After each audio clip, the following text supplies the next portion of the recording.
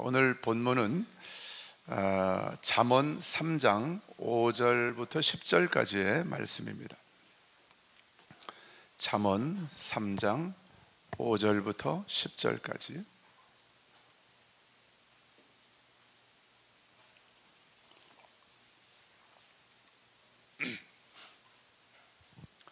잠언 3장 5절부터 10절까지. 우리 함께 일어나셔서 한 목소리로 봉독하겠습니다. 같이 읽겠습니다. 너는 마음을 다하여 여호와를 신뢰하고 내 명철을 의지하지 말라. 너는 범사에 그를 인정하라. 그리하면 내 길을 지도하시리라. 스스로 지혜롭게 여기지 말지어다. 여호와를 경외하며 악을 떠날지어다. 이것이 내 몸에 양약이 되어 내 골수를 윤택하게 하리라. 내 재물과 내 소산물의 처음 익은 열매로 여호와를 공경하라. 아멘. 자리에 앉으십시오. 우리 믿음으로 선포하십시다. 나는 하나님의 자녀입니다. 나는 그리스도 안에서 새로운 피조물입니다. 아멘. 아멘. 자, 우리 지난주에 2주 전에 말씀을 나눌 때에 그 중요한 본문이 두 가지가 있었죠. 하나는 고린도후서 8장 9절이었죠. 그렇죠? 내용이 뭐예요? 우리 주 예수 그리스도의 은혜를 우리가 알고 있다. 그분은 본래 하나님의 아들이시고 또 부요하신 분이신데 그분이 우리를 위하여 가난하게 되셨다. 예수님이 우리를 위하여 가난하게 되신 이유는, 그 목적은 우리를 부요하게 하시려고. 그러니까 하나님의 자녀 된, 그리스도 안에서 새로운 피조물 된 저와 여러분은 이미 그리스도 안에서 부요한 자이다. 그 말씀을 나눴죠. 그런데 예수님이 본래 부요하신 분이신데 왜 우리를 위하여 부요하게 되셨느냐 하면 그게 고린도후서 9장 8절 말씀이었죠. 지지난주에 요절 뭐였습니까? 하나님이 능히 모든 은혜를 우리에게 어떻게 하셔요? 넘치게 하신다고 그랬어요. 같이 해보십시다. 하나님이 모든 은혜를 우리에게 능히 넘치게 하십니다. 왜 하나님께서 넘치는 은혜를 우리에게, 그 전능하신 하나님이 그 은혜를 우리에게 부어 주십니까? 우리가 모든 일에 항상 모든 것이 넉넉하게 하시기 위해서. 같이 해보십시다. 우리가 모든 일에 항상 모든 것이 넉넉하게 하시기 위해서. 할렐루야. 자, 그래서 어떻게 하는 거예요? 그래서 모든 것이 항상 넉넉해서 그 다음에 뭐 하라는 거예요? 그 다음에 실컷 우리가 사고 싶은 거 사고 먹고 싶은 거 먹으면서 우리 행복하게 살라고만 하나님께서 우리를 부요하게 하신 것이냐 그 말입니다. 그게 아니죠. 마지막에 뭐였어요? 모든 착한 일을 넘치게 하게 하려 하심이라 그랬어요. 착한 일이 뭐라고 그랬습니까? 하나님이 감동을 주실 때마다 주는 거예요. 근데 억지로 인색함으로 주는 게 아니라 어떻게 주는 거예요?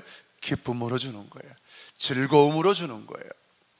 복으로 심는 거예요. 복으로. 그렇게 하게 하기 위해서 하나님께서 우리를 부요하게 하셨다는 거예요. 그리스도 안에서. 여러분, 우리 오늘 분명히 기억하십시다. 저와 여러분은 그리스도 안에서 이미 부요한 자가 되었습니다. 믿음으로 선포합시다. 나는 그리스도 안에서 부요한 자가 되었습니다. 부자가 되었다 그 말입니다. 세상에서 제일 부자가 누굽니까? 아유, 왜 대답을 못하세요? 세상에서 제일 부자가 누굽니까? 바로 나입니다. 내가 세상에서 제일 부자입니다. 우리 믿음으로 한번 선포해 보십시다. 내가 세상에서 제일 부자입니다. 할렐루야. 아멘.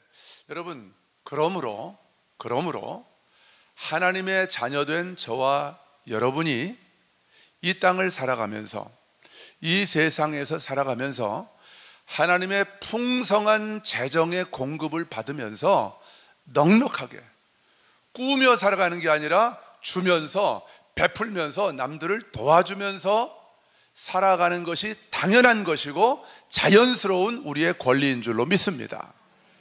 아멘. 이게 자연스러운 거예요. 이게 당연한 것입니다.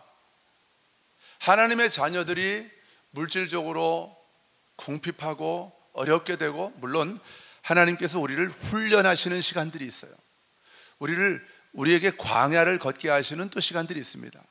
또 그럴 때는 우리가 또 세상 사람들이 바라볼 때는 굉장히 가난하고 딱한 처지인 것처럼 보일 때가 있어요. 여러분, 그렇지만 기억하십시오. 광야를 지날 때에도 신실하신 하나님의 은혜와 사랑과 여호와 이레의 공급하심이 날마다 우리와 함께 하시는 줄로 믿습니다. 이스라엘 백성들이 40년 동안 광야에서 이렇게 방황하면서 뺑뺑이 돌고 있을 때에도 그들의 옷이 헤어지지 않고, 옷이 해지지 않고, 그들의 발이 부르트지 않았다고 말씀하고 계셔요. 왜요? 하나님이 그들의 아버지이셨기 때문에, 그 하나님이 나의 아버지이시기 때문에. 때로는 우리가 광야의 훈련의 시간을 통과할 때도 있지만 우리는 결코 모자람이 없이, 부족함이 없이 하나님의 정확한 그 풍요한 재정의 공급하심 가운데 믿음으로 걸어가게 되는 것입니다. 그런데 여러분, 기억을 하세요. 어떤 목사님 부부의 간증을 제가 들은 적이 있어요. 하나님이 이분들을 한 3년 동안 특별한 광야의 시간으로 집어 넣으셨어요. 그래가지고 이분들이 그전엔 물질적으로도 부족함 없이 풍족하게 부유하게 사시던 분들이었는데 하나님이 특별한 광야 가운데로 집어 넣으셨어요. 그래서 어떨 때는 차에 기름 넣을 돈도 없는 거예요. 그리고 어떨 때는 쌀떡에 독이 떨어지니까 쌀이 똑 떨어져가지고 밥해 먹을 쌀 한 줌도 없는 거예요. 그런데 나가서 직장을 구하면 얼마든지 직장을 구해서 또 이전처럼 살 수 있는 길이 있는데도 하나님이 훈련하시는 거죠. 오직 하나님만 바라보고 하나님만 의지하면서 그분의 공급하심으로 살아가는 법을 하나님이 배우게 하시는 거예요. 그 시간을 통해서. 그런데 놀라운 것은 이렇게 기름 넣을 돈이 없어가지고 하나님, 내가 같이 기도할 분들을 또 태워서 이렇게 내가 차량 운행도 또 해야 되는데 차에 기름이 똑 떨어졌네요. 하나님, 그럼 나 차량 운행하지 말까요? 그러면 하나님이 그 기름 떨어진 걸 아시고 기름 넣을 수 있는 금액을 정확하게 또 공급해 주시는 거예요. 전혀 생각하지도 않았던 사람들이 봉투를 주고, 그럼 열어보면 한 10만 원 들어있는 거예요. 기름 넣고. 또 전혀 생각하지도 않았던 사람들이, 내 형편을 그 사람들이 얼마나 알겠습니까? 알면은. 우리가 뭐 나 힘들다고 떠버리고 다니는 게 아니잖아요.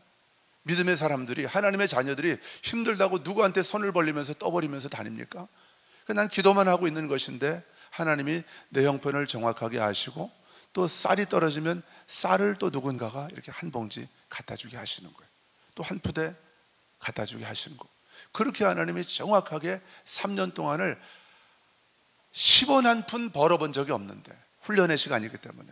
그런데 하나님이 정확하게 그때마다 그 상황마다 정확하게 공급해 주시더라는 거예요. 여러분, 그분의 선하심을 맛보아 알았던 그 하나님 아버지가 바로 저와 여러분의 아버지이신 줄로 믿습니다.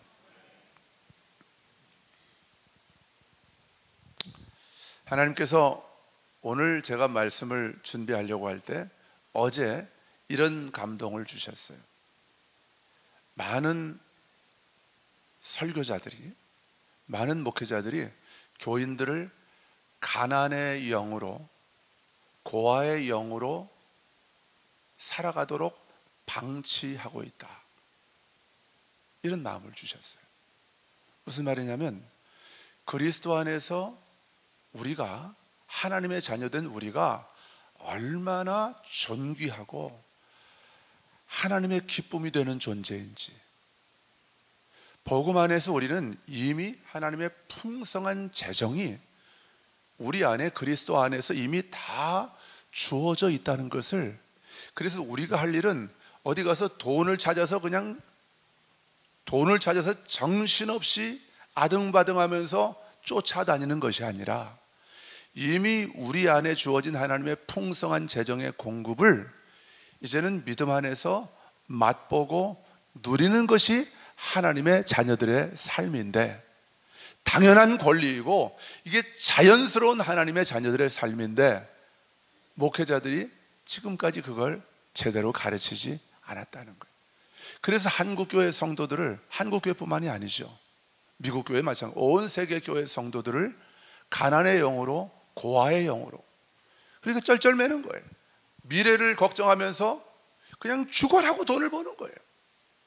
우리 아버지가 세상에서 제일 부자이신데, 온 우주 만물을 창조하신 나의 아버지신데 내일을 걱정하면서, 그래서 조금이라도 더 돈을 벌어보려고 또 아부하고 아쉬운 소리하고 이러면서 고아처럼, 거지처럼 그렇게 살도록 방치하고 있다는 거예요. 그러면서 저에게도 똑같은 감동을 주시는 거예요. 너는 그래도 조금 난데, 이런 설교를 가끔 하니까, 그렇지만 너도 교인들의 눈치를 보고 있다, 이런 감동을 주시는 거예요. 왜냐하면 교인들이 이 물질을 하나님 앞에 심고, 그리고 하나님의 축복을 거두고, 이것에 대해서 교인들이 이런 설교를 들으면 선입견을 가지고 오해를 하고 있다고 하는 그런 네 고정관념 때문에 너도 설교를, 하나님의 말씀의 진리를 정확하게 가르치고 있지 않다, 이런 감동을 주시는 거예요. 그래서 오늘 이 본문 말씀을 제가 선택하면서, 오늘도 하나님 나라의 그 풍성한 재정이 막히지 않고 우리의 삶 가운데 이미 와 있는데, 그것이 계속해서 우리의 삶 가운데 공급되어진 하나님의 재정이, 이 초자연적인 재정이 어떻게 우리의 삶의 현실로 풀어지고 나타날 수 있을 것인지, 이 주제를, 말씀을 제가 드릴 거예요. 한 2주 전에요. 2주 전에 제가 뭘 좀 이렇게 고치다가 뭐 이렇게 하다가 오른손 손톱이 이렇게 쫙 갈라졌어요. 그래서 이렇게 꽤 깊이 갈라져서 피는 안 났지만 굉장히 아프고 신경이 많이 쓰이는 거예요. 그래서 데일밴드도 이렇게 묶어주기도 하고, 또 손톱깎이로 깎고, 그리고 그 야슬이라고 하죠. 야슬인 일본 말인데, 줄 손톱깎이 뒤에 줄 있잖아요. 줄로 깎기도 하면서 관리를 했어요. 조금만 더 있으면 이제 이전의 상태로 복원이 되는데, 아직도 여전히 요 흠집이 조금 약간의 갈라진 틈이 남아 있었던 거예요. 그런데 얼마 전에 제가 운동화 끈을 매다가 하필이면 그 운동화 끈이 그 약간 갈라진 틈, 그 사이로 쏙 들어가 버리는 거예요. 그러면서 쭉 갈라져 버리는 거예요. 제 아픔에 그렇게 격하게 공감을 해주시니까 너무 제가 감사하네요. 너무 속상한 거예요. 너무 속상해요. 근데 하나님이 제 손톱을 보면서 속상해하고 있는 저에게 하나님이 그렇게 성령을 통해서 감동을 주시더라고요. 이게 오늘날 많은 성도들의 신앙생활이다. 그러니까 말이죠, 원수 마귀가 아무에게나 공격할 수 있는 게 아니거든요. 이미 하나님은 우리에게 풍성한 재정을 공급해 주셨기 때문에 우리가 믿음으로 생각하고 믿음으로 말하고 믿음으로 걸어간다면 하나님의 풍성한 재정을, 그 선하심을 우린 맛보아 알고 누리면서 간증하며 살아갈 수밖에 없는 존재들이 바로 저와 여러분이라는 거예요. 그런데 우리 안에 제 손톱이 갈라져서 그 틈으로 뭐 단추를 잠가다가도 단추가 이렇게 쑥 누르면서 벌어지고, 또 운동화 끈을 매다가도 운동화 끈이 쑥 누르면서 벌어지고, 이런 아주 취약한, 가장 연약한 부분이 있다는 거예요. 우리의 삶에 가장 연약한, 우리가 쉽게 넘어지고, 그래서 원수마귀에게 공격을 받고, 원수마귀가 알잖아요. 우리의 약점을 알거든요. 계속 거길 공격하는 거예요. 그런 부분들이, 그런 영역이 있다는 거예요. 그런데 하나님이 주신 감동은 바로 재정의 영역이라는 거예요.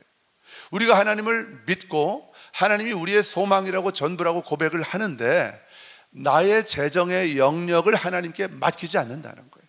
온전히 하나님을 나의 재정의 영역, 나의 물질의 생활, 나의 경제 생활에서도 하나님을 나의 왕, 나의 유일한 소망, 나의 공급자로 우리가 하나님을 그렇게 인정하지를 않는다는 거예요.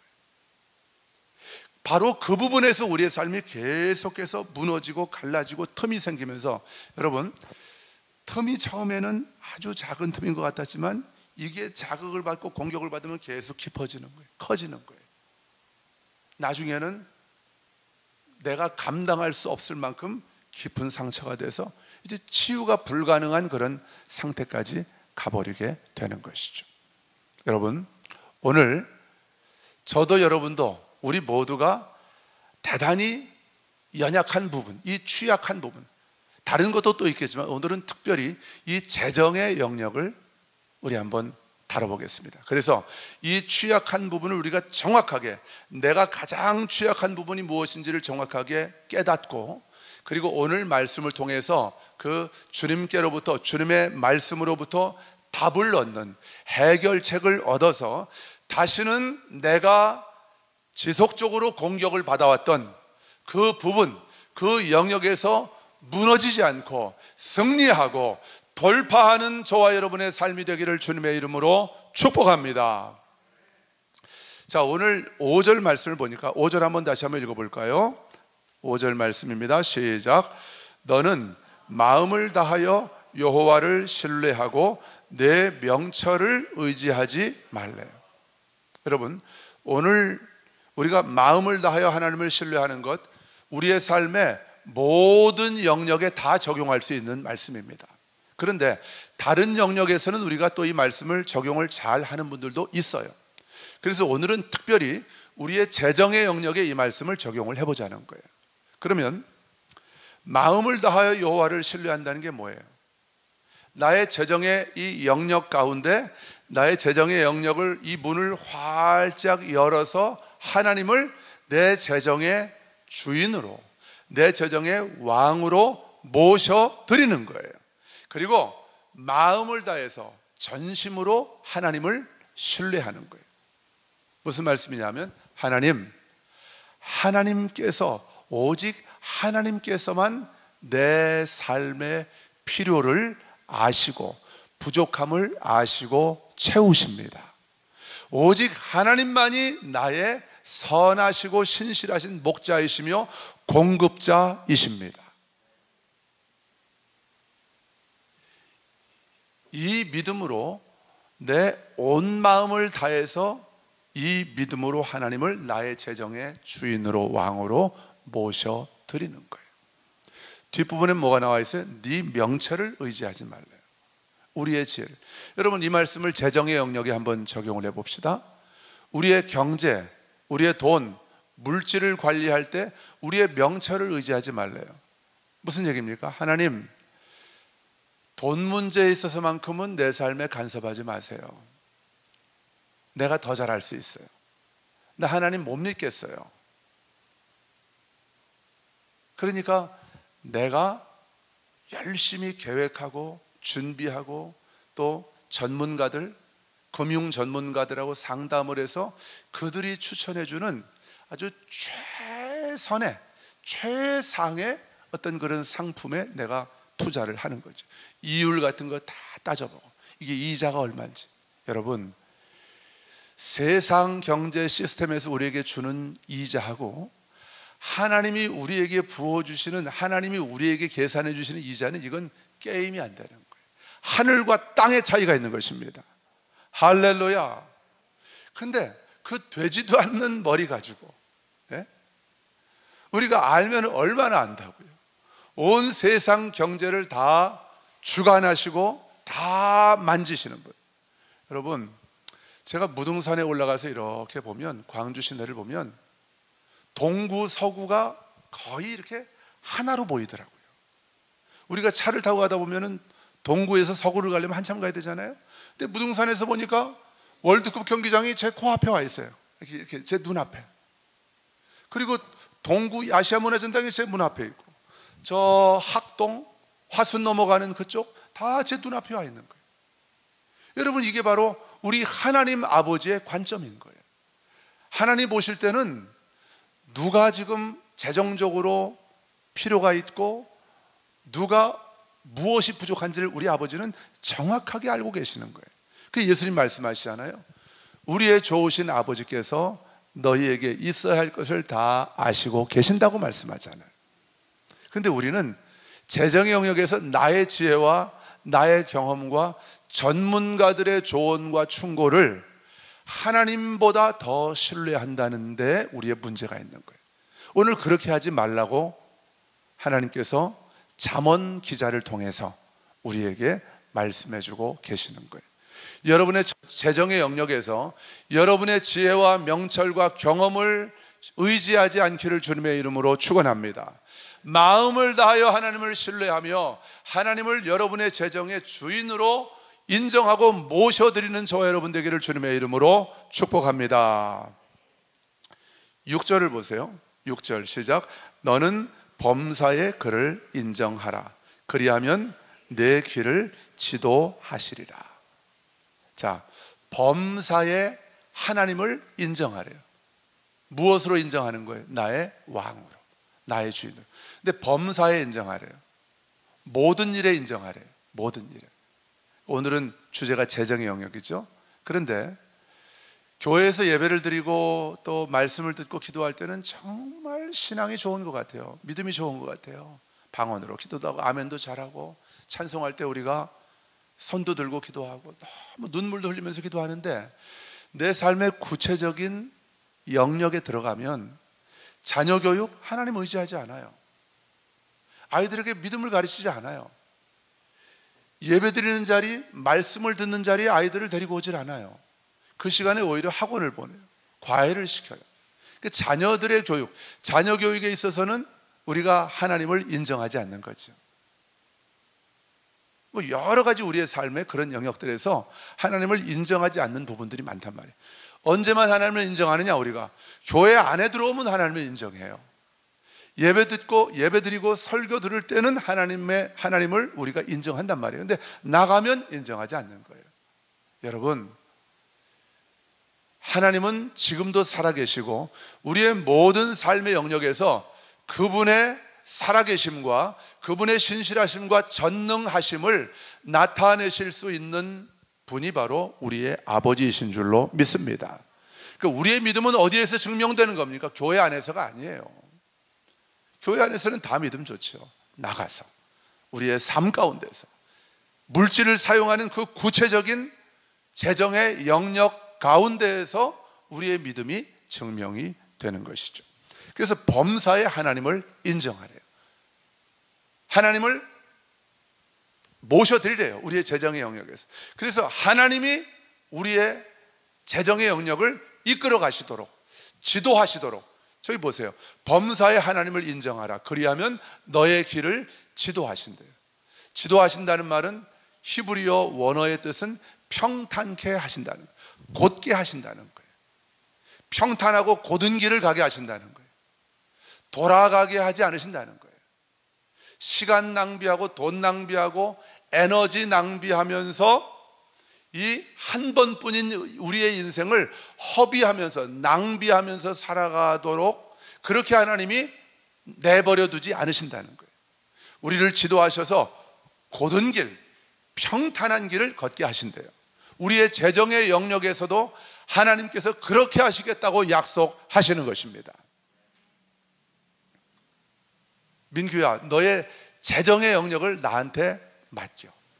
내가 네가 가지고 있는 모든 물질과 돈의 주인인 것을 너가 인정해봐. 그러면 내가 네 재정을 책임질게. 내가 너의 재정을 책임지고 이끌어가고 평탄한 길로 내가 이끌어가고 공급해 줄 거야. 한번 민규야, 내가 얼마나 선한 너의 아버지인지를 한번 네가 맛을 보아서 알게 되기를 내가 원한다. 하나님 오늘 저와 여러분에게, 우리 한 분 한 분에게 그렇게 말씀하고 계시는 것입니다. 우리가 자신의 명철을 의지하지 않고 우리의 마음을 다하여서 하나님을 신뢰하면서 하나님을 우리의 재정의 영역에 왕으로 모셔드리면 하나님께서 반드시 저와 여러분의 재정의 영역을, 우리의 모든 삶을 평탄한 길로, 정확한 하나님의 길로, 하나님께서 예비하신 그 완전한 길로 저와 여러분의 삶을 인도해 주시고 지도해 주실 줄로 믿습니다. 7절 보니까 스스로 지혜롭게 여기지 말지어다 여호와를 경외하며 악을 떠날지어다 그랬어요. 여러분, 우리가 하나님을 온 마음 다해서 신뢰하고, 그리고 하나님을 내가 범사에, 내가 하는 모든 일에 있어서 인정하게 되면 그게 하나님을 경외하는 것이죠. 그렇게 되면 반드시 하나님의 약속이 우리의 삶에 성취되는 그런 간증이 생겨요. 열매를 거두게 됩니다. 믿음의 열매를. 하나님이 말씀하신 그대로 하나님은 그렇게 역사하시고 이루시는 분이시구나, 이런 간증을 우리가 얻게 되는 거예요. 그걸 여호와의 선하심을 맛보아 아는 것이라고 시편 34편은 말씀해 주고 있어요. 여러분, 누가 하나님을 경외할 수 있습니까? 하나님께 매를 맞아보고 하나님께 혼이 많이 나면 하나님을 경외할 수 있습니까? 여러분, 그 오해를 거두십시오. 그 오해를 여러분 푸십시오. 하나님은 나의 좋으신 아버지이십니다. 하나님은 우리를 혼내고 야단치고 괴롭게 하고 고생하게 하시는 재미로 사시는 분이 아니다, 그 말씀입니다. 하나님은 나의 좋으신 아버지, 신실하신 나의 아버지이시기 때문에 여러분, 하나님은 우리를 혼내고 야단치고 매를 대셔가지고 고생하게 하셔가지고 정신을 차리게 하시는 그 하나님이 아니라, 우리가 믿음으로 하나님을 신뢰하면서 범사의 하나님을 나의 아버지로 나의 왕으로 인정하며 걸어갈 때에 하나님이 살아계신 증거를, 하나님이 선하신 증거를, 하나님이 말씀대로 행하시는 증거를 저와 여러분의 삶 가운데 주셔서 우리를 맛보아 알게 하시는 선하신 그 하나님이 바로 저와 여러분의 아버지이신 줄로 믿습니다. 그럴 때 우리가 하나님을 어떻게 하게 되는 거예요? 경외하게 되는 거예요. 그러니까 하나님을 경외한다는 것은 우리가 무서운 사람, 아이고 쩔쩔매는 이런 뜻이 아니에요. 내가 그분이 얼마나 좋은 분인지를 내가 아는 거예요. 그러니까 그분 앞에서 내가 함부로 할 수가 없는 거죠. 너무 좋은데, 너무 사랑스러운데, 내가 존경하고 존중하는데도 내가 예의를 다 갖추는 거예요. 그렇다고 하나님 앞에서 거리감을 가지고 나아가라는 말씀이 아니라 그분이 어떤 존재인지를 내가 정확하게 아는 거예요. 그러니까 사랑하지만, 너무 편하지만 그분을 경외하는 거죠. 그분의 말씀에 대해서는 내가 무게를 두는 거예요. 온 세상과 바꿀 수 없는 그런 무게를 그분의 입에서 나오는 말씀에 두는 거예요. 그래서 하나님이 말씀하시면 나의 생명을 걸고 믿음으로 순종하는 것입니다. 그게 바로 하나님을 경외하는 삶이에요. 그렇게 되면 악에서 떠나게 되는 거예요. 악과 내가 함께 머물러 있으면서 악과 타협하면서 내가 하나님을 경외하면서 살아갈 수가 없는 거예요. 내 마음이 불편해서 견딜 수가 없는 거예요. 그러니까 그 악에서 나오는 거예요. 이게 하나님을 경외하는 자의 삶인 것입니다. 아무리 누가 높은 자리를 나한테 준다고 유혹을 해도, 아무리 나한테 많은 돈을 주겠다고 약속을 해도 하나님이 기뻐하시지 않는 진리가 아닌 것에는 우리의 마음을 두지 않고 우리의 시간을 거기 두지 않는 거예요. 나의 물질을 10원 한 푼도 거기에다가 두지 않는 거예요. 이게 바로 하나님을 경외하는 삶이죠. 그 결과가 악에서 떠나는 거예요. 이걸 율법적으로 적용하면은 내가 지금 이런 악한 걸 하고 있는데 빨리 여기서 돌아서야지. 물론 그 태도도 전혀 나쁜 건 아니지만 하나님이 어떤 분이신지를 내가 먼저 맛보는 게 중요한 거예요. 그러면 악에서 돌아서는 게 아주 쉬워진다는 말씀이죠. 할렐루야. 자, 8절을 보니까 8절, 이것이 네 몸에 양약이 되어. 양약이라는 말은 히브리어로 치유, 고침 이런 뜻입니다. 라파, 여호와 라파 그러잖아요. 라파가 고친다는 뜻이거든요. 우리를 치료하시는 하나님, 거기서 온 명사예요. 치료하다는 동사고, 그러니까 치료, 고침, 이게 양약이에요. 우리가 범사의 하나님을 인정하고 온 마음을 다해서 하나님을 신뢰하고 내 명철을 의지하지 않고, 그리고 하나님을 경외하는 삶으로 그렇게 믿음으로 걸어가면 이것이 우리의 몸에 뭐가 된대요? 양약이 히브리어로 뭐라고요? 치유, 치료가 되는 거예요. 치유, 나에게 치유가 되는 거예요. 여러분, 질병이 떠나가는 것입니다. 의사가 고칠 수 없다고 포기했던 그 질병이, 그 고질적인 나의 질병이 나에게서 떠나가게 되는 것입니다. 이게 하나님의 약속인 거예요. 믿음으로 살아가는 자들에게 하나님이 주시는 약속이라는 거예요. 그런데 하나님이 오늘 말씀을 준비하는 저에게 주신 감동이 우리 설교자들이 이걸 정확하게 가르쳐주고 있지 않다는 거예요. 네가 그렇다는 거예요, 저한테. 물론 요즘은 제가 이런 설교를 많이 합니다만은 왜 지금까지 더 정확하게 진리의 말씀을 교인들에게 풀어서 설교하지 않았느냐 그 말이에요. 믿음으로 살아가는 삶에는 반드시 열매가 있습니다. 치유의 열매, 그리고 하나님이 우리의 재정에 묶여있는 것들을 풀어주시는 열매가 우리의 삶에 반드시 보증이 되어 있는 거예요. 보증이. 자, 우리 9절 말씀 보겠습니다. 9절. 오늘 주제는 재정의 영역에서 하나님을 우리가 주인으로 인정하는 것이니까 치유에 대해서는 나중에 더 보고요. 다른 기회에. 자, 9절 같이 읽겠습니다. 시작. 내 재물과 내 소산물의 처음 익은 열매로 여호와를 공경하라. 10절. 그리하면 내 창고가 가득히 차고 내 포도즙 틀에 새 포도즙이 넘치리라. 아멘. 자, 9절을 보세요. 재물과 네 소산물의 처음 익은 열매로 하나님을 공경하래요. 여호와를 공경하는 삶과 재물과 내가 농사지어서 거둔 그 곡식, 열매, 이 수확의 처음 익은 열매, 이 첫 열매라고 하죠. 이것을 하나님께 드리는 거하고 여호와를 경외하고 범사의 내 삶이 하나님을 인정하는 게 무슨 상관이 있을까? 여러분, 상관이 있을까요? 없을까요? 한번 대답해 보세요. 상관이 있을까요? 없을까요? 상관이 굉장히 있습니다. 상관이 굉장히 많이 있습니다. 왜냐하면 내가 하나님을 범사의 나의 주인으로 인정하고 내가 온 마음을 다해서 하나님을 신뢰하고 하나님을 경외하는지 어떻게 할 수 있을까요? 내 보물이 주로 어디에 가 있는지를 보면 알 수 있어요. 예수님이 마태복음 6장에서 말씀하시잖아요. 너희들의 보물은 물질을 말하는 거예요. 너희들이 가장 중요한, 여러분 요즘 사람들이 제일 중요하게 생각하는 게 돈 아니에요? 너희들의 보물이 있는 곳에 너희들의 마음이 있다.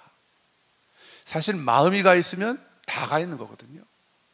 마음은 내가 있는데 내가 이게 참 몸이 약해서 이게 잘 안 됩니다. 사실 이건 정확한 표현이 아니죠. 우리의 마음이 있다면 거기에 보물이 있는 거예요.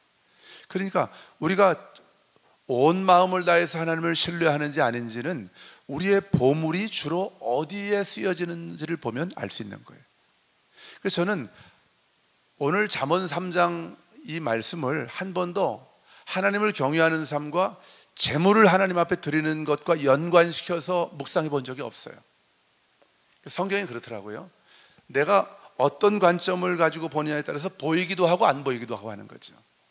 근데 오늘 하나님이 이걸 깨닫게 해주신 거예요. 그리고 이걸 한국교회 또 많은 대다수 세계교회 목회자들이 이걸 가르치질 않는다는 거예요. 그래서 교인들을 가난하게 살도록 방치한다는 거예요. 거지처럼 살도록 방치한다는 거예요. 고아처럼 살도록 방치한다는 거예요. 아버지 없이, 하나님 아버지 없이. 자, 그래서 한번 보십시다. 그러면 우리의 재물과 처음 익은 열매로 하나님 앞에 드리는 삶,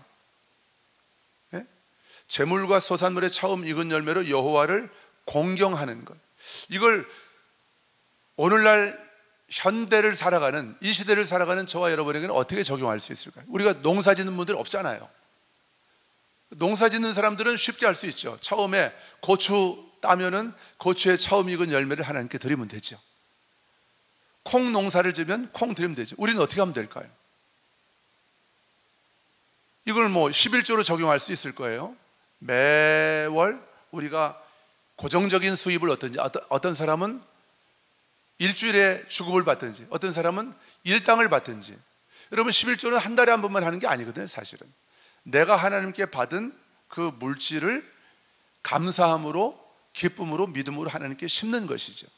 그러니까 우리는 농사는 짓지 않지만 우리도 처음 익은 열매를 하나님 앞에 드릴 수 있어요. 하나님이 깨닫게 해주시더라고요. 그러면 저에게 생각나게 해주시더라고요.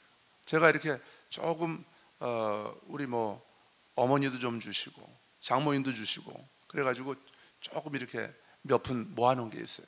근데 여기에 대해서 제가 하나님께 드리질 않았더라고요. 왜냐하면 저는 11조를 이미 다 드렸기 때문에, 감사헌금, 선교헌금, 뭐 다른 헌금 다 드렸기 때문에 뭐 이거는 부수입인데 뭘 이걸 하나님께 드리나, 그렇게 생각하고 저는 사실은 안 드려왔어요. 그런 물질들은. 근데 하나님이 깨닫게 해주시는 거예요. 민규야, 그게 바로 처음 익은 열매를 드리는 거야. 그래서 제가 하나님, 제가 지금 깨달아서 사실은 그 물질이 저한테 들어오자마자 딱 첫 마음으로 하나님 앞에 정확하게 구별해서 떼어놓고 드리진 못했지만 제가 이걸 소급해서 모아서 드리겠습니다. 제가 오늘 집어넣었어요. 헌금하면 믿음으로. 오늘 말씀을 제가 듣고 나니까 저는 하나님이 약속하신 이 복을 놓치고 싶지가 않은 거예요. 그래서 제가 지난주인가 지지난주 말씀드렸잖아요. 하나님이 그런 감동 주시더라고. 민규야, 너는 앞으로 네가 해본 것만, 네가 경험해본 것만 설교해라. 또 그렇게 하게 될 것이다. 이런 말씀을 주셨기 때문에 제가 먼저 말씀을 저에게 적용해서 실천한 거죠. 그러니까 첫 열매 드리는 거 사실은 어려운 일이 아니에요. 농사를 짓는 분들만 할 수 있는 게 아니에요. 우리가 처음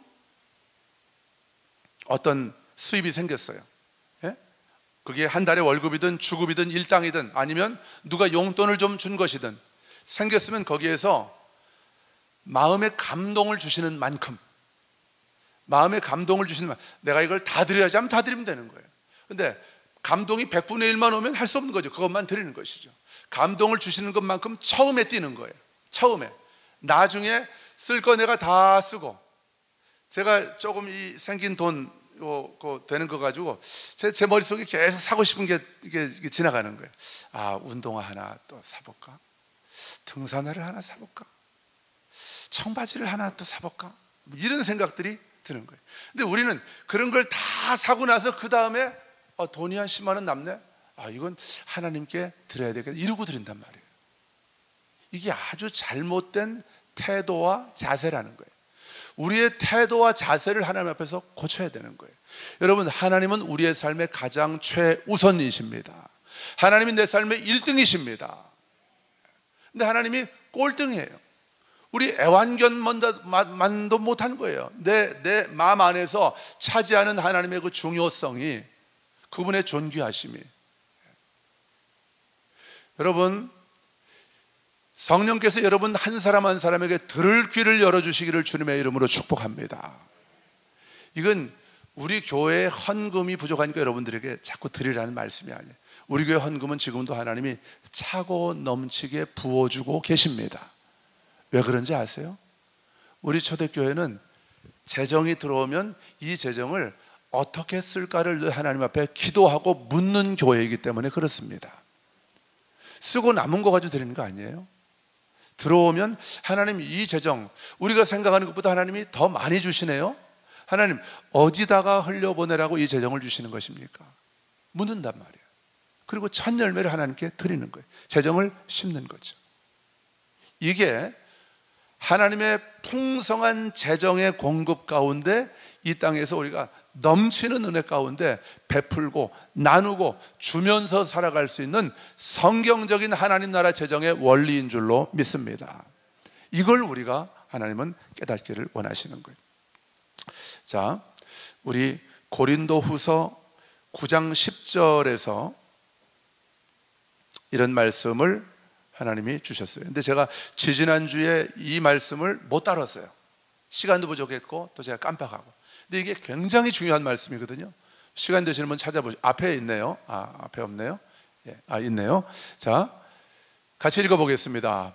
심는 자에게 씨와 먹을 양식을 주시는 이가 너희 심을 것을 주사 풍성하게 하시고 너희 의의 열매를 더하게 하시리니. 아멘.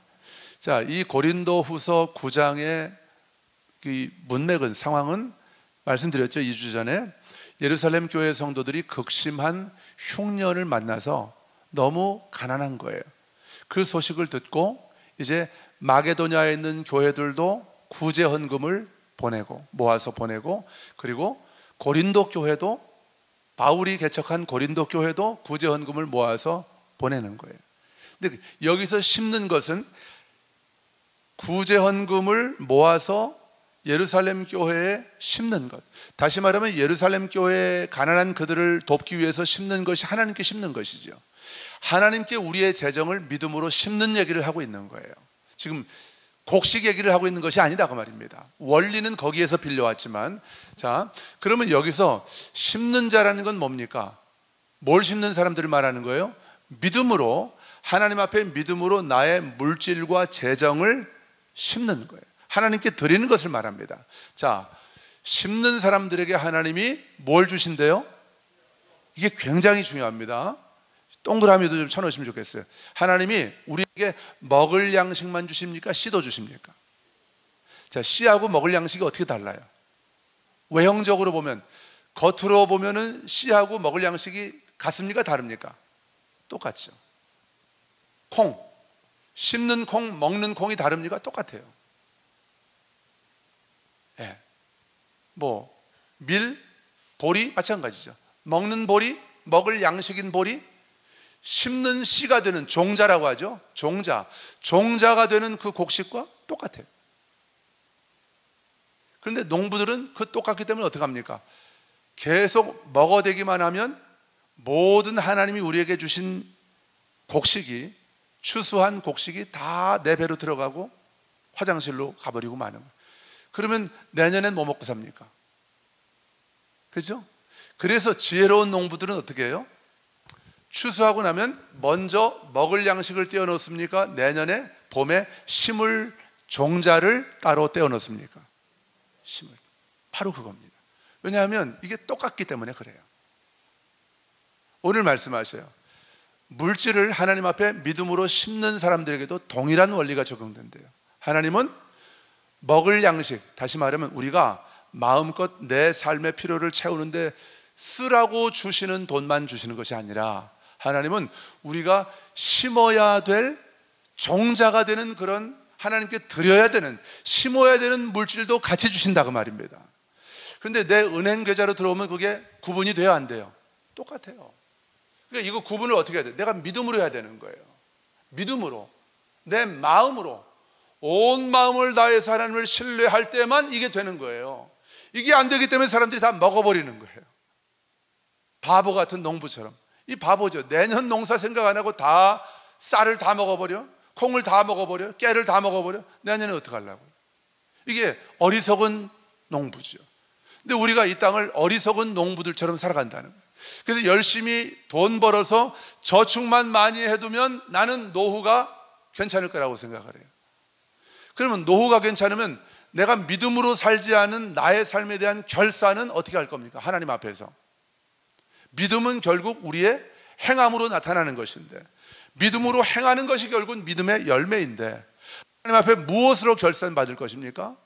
나는 이 세상에서 철저하게 세속적인 세상 나라의 가치관으로 그렇게 살다가 왔는데, 주님 앞에서 너 지금까지 뭐 하다 왔니? 예수님, 내가 열심히 돈 벌어서 우리 자식들한테도 아파트 하나씩 사주고요, 손주들한테도 아파트 하나씩 사주고, 차도 하나씩 사주고, 그리고 주식도 내가 많이 유산으로 물려주고, 제가 그리고 이렇게 열심히 살다가 왔습니다. 하나님 잘했죠? 하나님 잘했다고 하시겠습니까? 그것만 가지고. 그래서 하나님은 우리에게 반드시 먹을 양식뿐만 아니라 우리가 하나님께 심어야 한, 믿음으로 심어야 하는 그런 종잣돈도 주시는 거예요. 여러분, 하나님께 심어야 할 것을 먹어버리는 어리석은 농부 되지 않기를 주님의 이름으로 축원합니다. 고린도후서 9장 6절을 보면요, 자, 오늘 말씀, 이 말씀이 오늘 말씀의 결론입니다. 고린도후서 9장 6절.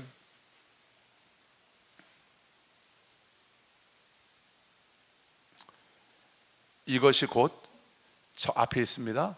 이것이 곧 적게 심는 자는 적게 거두고 많이 심는 자는 많이 거둔다 하는 말이로다.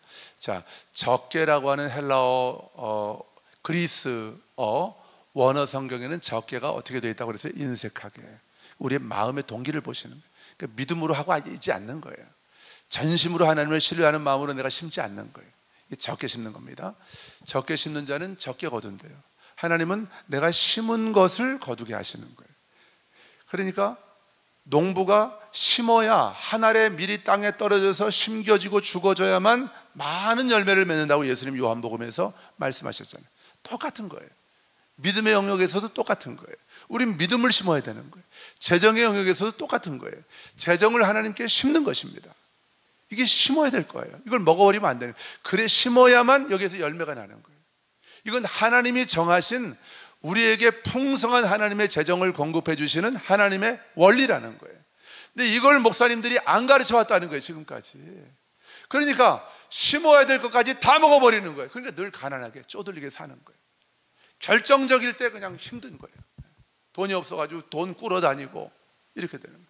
여러분, 그런데 정확하게 심어야 할 것을 하나님 앞에서 심는 훈련을 정확하게 마친 사람들은 다른 사람들한테 결코 손 벌리면서 살게 하나님이 그렇게 놔두지 않으실 것입니다.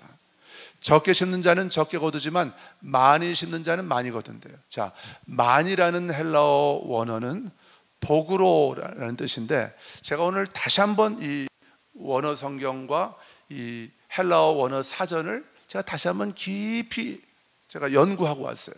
봤더니 어떤 뜻이냐면 복으로 심는다는 뜻이 이런 뜻이에요. 잘 보세요. 저를 잘 보세요.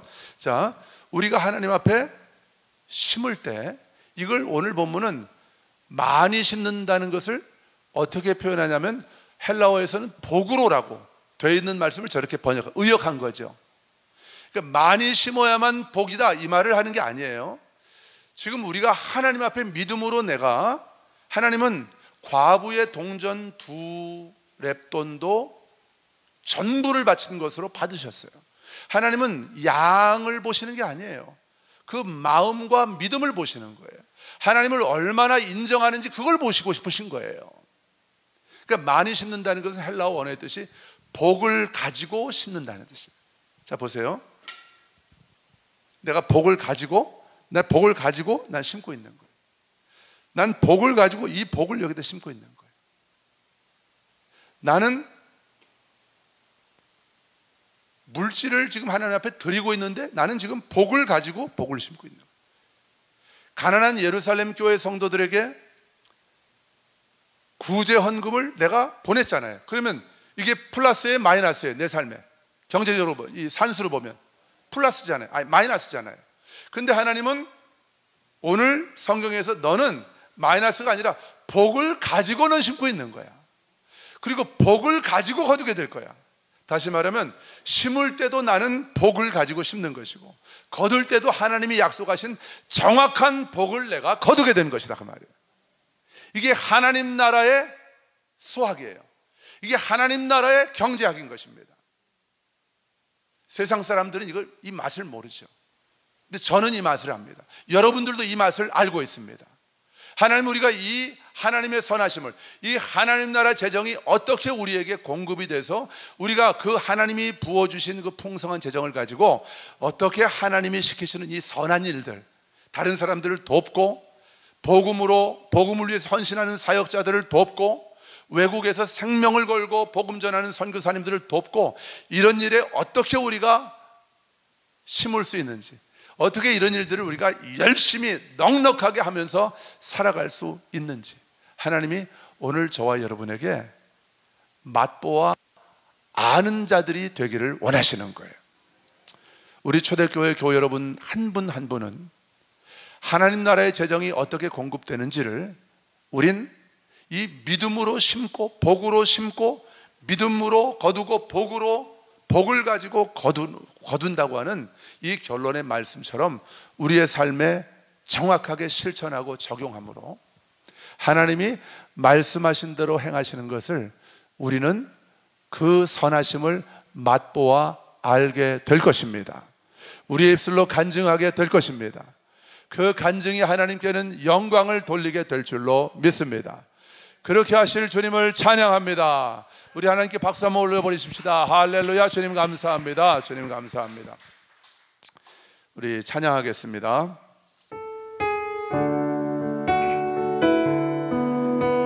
우리 다 같이 일어나셔서 주가 일하시네.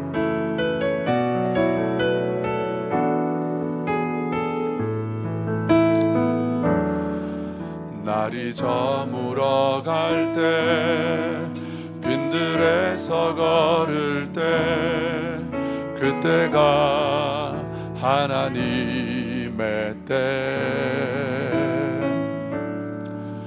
내 힘으로 안 될 때 빈손으로 걸을 때 내가 고백해 여호와 이래.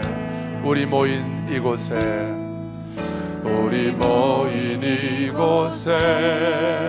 주님 함께 계시네. 누리네 아버지 은혜.